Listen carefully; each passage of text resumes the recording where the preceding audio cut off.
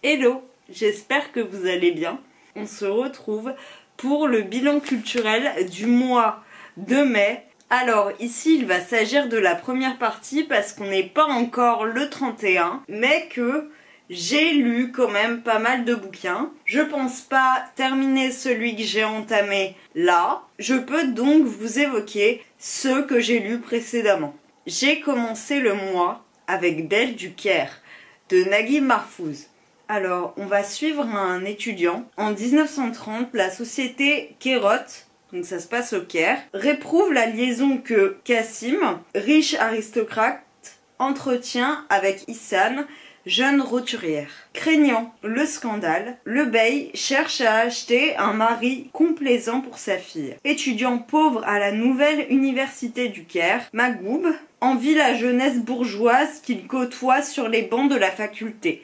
C'est cette partie qui m'a le plus marqué. Ce contrat de mari lui offre l'occasion d'échapper à sa condition. Il accepte sans scrupule le marché, mais pareil projet a ses failles. Fascinante peinture de la corruption incarnée par des personnages inoubliables, La Belle du Caire est aussi un roman incisif sur l'amour, le désir et la jalousie. C'est très bien résumé. C'est un roman qui est très beau, qui a énormément de thématiques, qui traite beaucoup du mariage, des préconçus et des obligations maritales notamment, mais aussi estudiantines et bourgeoises, des relations de classe. Il y a cet étudiant qui est aussi socialiste et qui est dans cette opposition parce que du socialisme il va passer au communisme. Il y a toute cette corruption qui est autour de lui, toute cette bonne société qui agit et qui l'atteindra jamais. Et peut-être que le mariage sera la porte d'entrée de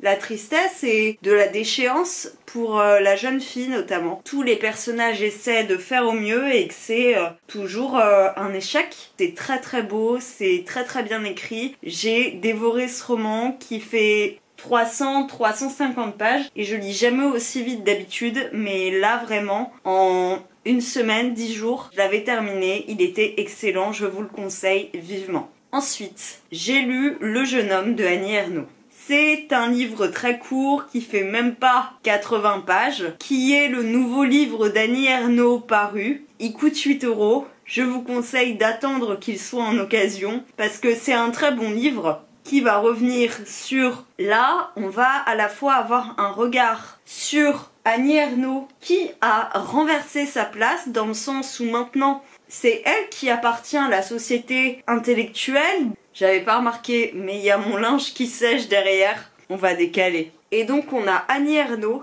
qui va nous parler de ce jeune homme avec qui elle a une relation. Et dans cette relation, ce qui est assez intéressant, c'est que maintenant, les rôles sont inversés. Annie Ernaux, qui a toujours été transclasse, elle va prendre cette place de femme plus intellectuelle, plus aisée, qui a avancé dans la vie et qui est accomplie, qui est reconnue. Et il y a toute une question de la reconnaissance au sein de la société, en tant qu'adulte, en tant que personne lettrée. Elle va se retrouver dans ce petit appartement du jeune homme.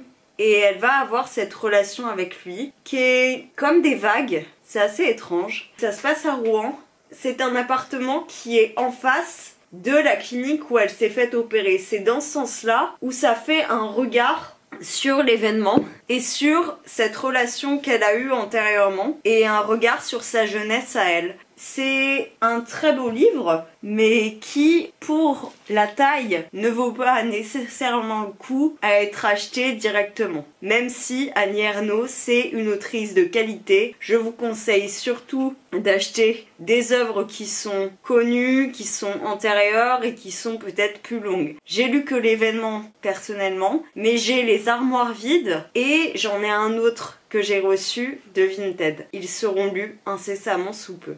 J'ai lu un autre livre très court qui est Jour sans fin de Delphine de Vigan. J'en ai parlé de ces 3 livres dans un vlog que je vous mettrai en barre d'infos ou en fin de vidéo. J'ai commencé ma lecture pendant que j'étais dans ce vlog. Depuis, je l'ai terminé. Je ne peux que confirmer ce que je préméditais, c'est-à-dire que j'ai adoré ce bouquin. C'était beau, c'était dur. Trigger warning pour les personnes qui sont atteintes de TCA, notamment d'anorexie. dans ce livre, qui est le premier ouvrage de Delphine de Vigan. C'était la première fois que je la lisais et ça me donne envie de la lire par la suite. Elle évoque son anorexie parce que en fait elle est hospitalisée. On voit toute la vie de l'hôpital, le lien qu'elle entretient avec les autres patients, la difficulté que c'est au début de voir des personnes qui n'ont pas les mêmes troubles, des personnes qui mangent plus, des personnes qui sont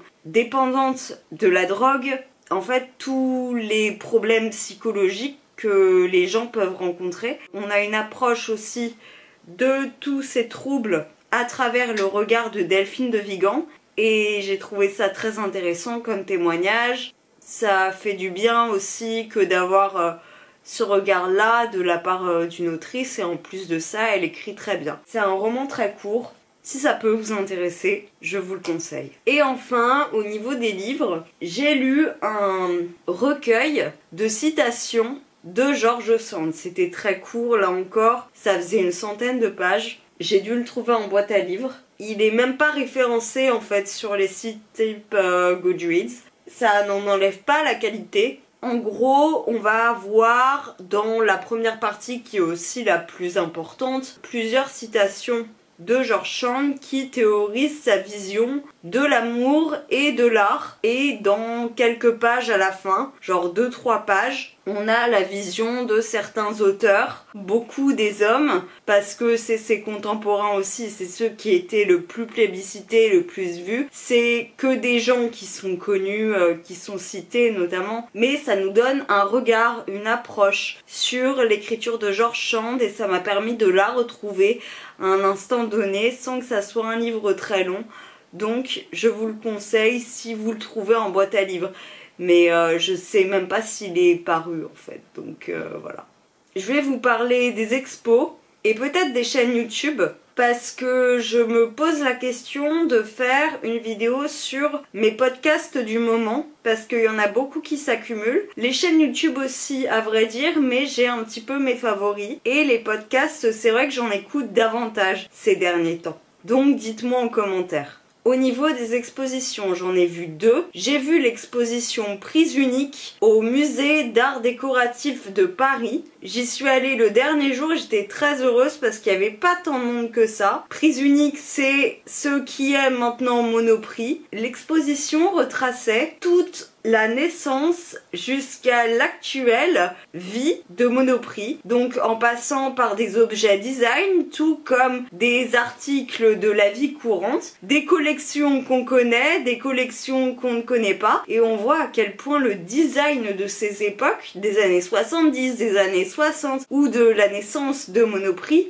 ont inspiré et inspirent toujours le design du quotidien actuel. Et on voit à quel point aussi il y a une réinvention et une réutilisation des designs qui se faisaient avant, notamment dans les sièges, dans les lampadaires, les ustensiles de cuisine, dans tout en fait. Et c'est assez impressionnant de voir à quel point rien ne se démode, tout se refait, tout est réadapté au fur et à mesure et c'est quelque chose qui m'a beaucoup plu que de voir ça. J'aime beaucoup le côté très design, très moderne, notamment des années 70 avec beaucoup de couleurs.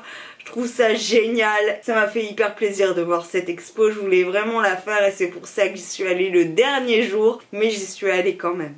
Et dernièrement, il y a donc le Centre Pompidou qui avait fait au sein d'une exposition qui était dans le tout Paris, dans plein de musées, une exposition avec des robes de Yves Saint Laurent et des créations de Yves Saint Laurent. Donc c'était un petit peu disposé partout dans le musée. Il me semble que dans un vlog je vous ai laissé des plans aussi. Donc voilà, il y avait beaucoup de robes qui étaient inspirées de tableaux. Il y avait des tenues justement qui ont inspiré des tableaux derrière et c'est ça qui est intéressant. En fait l'art se répond en fonction des pratiques. J'ai trouvé ça très qualitatif. Maintenant ce qui m'a un petit peu déçue c'est que finalement il n'y avait pas une une partie qui était dédiée à Yves Saint Laurent, ce que j'aurais aimé plutôt que de chercher dans toutes les salles, là où ça pouvait être un jeu de chasse au trésor, mais c'est pas ce que je cherchais initialement. Quoi qu'il en soit, ça n'enlève pas la qualité de son travail et ça m'a permis de découvrir aussi ce qu'il faisait à travers les salles du Centre Pompidou et de voir d'autres œuvres d'art que j'adore en même temps.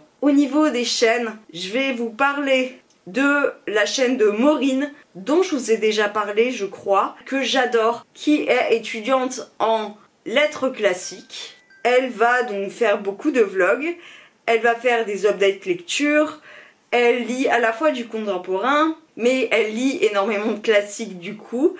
Elle est très cute, très apaisante, elle est végane et elle propose des recettes aussi. Elle a un blog, elle a un compte Instagram, je vous conseille sa chaîne, elle a pas énormément d'abonnés mais allez, courez-y. Elle est super et elle me fait beaucoup penser à Galatée.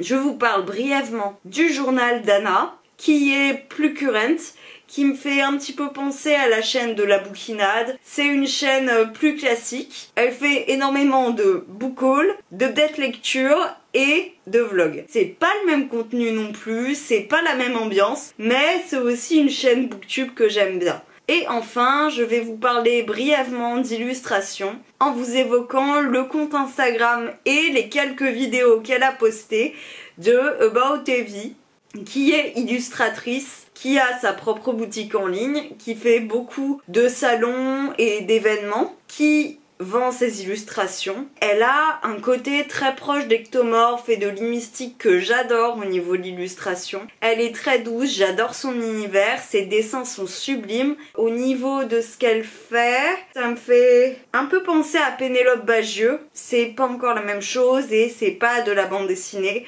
mais c'est vraiment de l'illustration pure et dure. En tout cas, j'adore le peu de vlogs qu'elle a posté.